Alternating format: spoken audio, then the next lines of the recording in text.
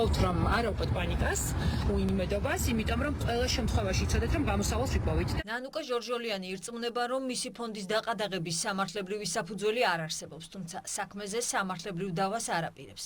ჟორჟოლიანი ვიდეო მიმართვაში ვატო შაქარიშვილს ემუქრება, ამბობს რომ სოლიდარობის ფონდები სწორედ მისი მიმართვის საფუძველზე დააყადაღეს. ვატო შაქარიშვილის შეტანილი განცხადება რომ მეგობრებო საბოტაჟი იწყობენ აი ადამიანები გამოიხარეს ოფიციალურ სარჩულად. მე ყოველ დღე ვატო შაქარაშვილის მისამართს ტელეფონის ნომერს გავუგზავნი ყველა იმ ადამიანს, რომლის შეწყობინებაც ახლა მაქვს ინბოქსში, რომლებიც შვილების გადარჩენას გთხოვენ. ვატო შაქარაშვილმა უნდა იცოდეს, რომ ძალიან ბნელი დღე გაუთენდება დღეიდან ყოველ დღე.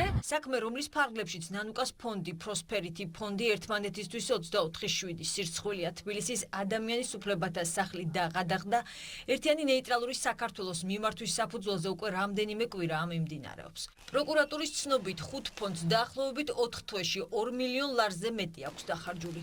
გამოძიების მიხედვით თანხებით უკანონო ღონისძიებები ფინანსდებოდა.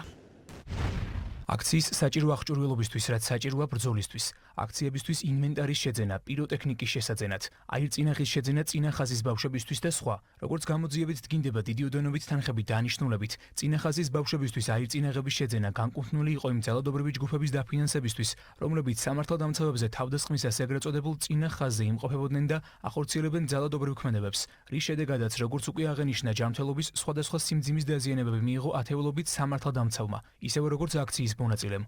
იმ გარემოებების მხედველობაში მიღებით, რომ ეგრეთ წოდებული ფონდების შეგროვებული ფინანსების ძირითად ნაწილს ახმარენ ჯგუფური ძალადობის ორგანიზების და მასში მონაწილეობის ფაქტზე ბრალდებულ პირთა და მათი ოჯახის წევრთა ფინანსურ უზრუნველყოფას და ამით გარდა ძალადობრივი ქმედების დაფინანსებისა, ქმნიან მატერიალური სარგებლის მიღების მიზნით უკანონო ქმედებებში პირთა ჩართვის წამახალისებელ საფუძვლებს.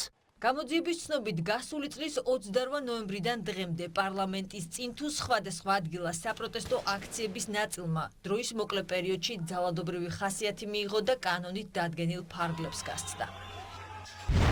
ადგილი ჰქონდა დანაშაულებრივი ჯგუფების მხრიდან ძალადობის ორგანიზებას და მასში მონაწილეობას, რასაც თან ახლდა ძალადობა, რბევა, სხვისინივთის დაზიანება ან განადგურება, იარაღად სხვადასხვა საგნების გამოყენება, როგორც იყო პიროტექნიკური საშუალებებით სპეციალურად დამზადებული მოწყობილობები, ადვილად აალებადი და ცეცხლგამჩენი ნივთიერებები. არაერთ გზის დაფიქსირდა ეგრეთ წოდებული მოლოტოვის კოქტეილების გამოყენება პოლიციის თანამშრომელთა წინააღმდეგ.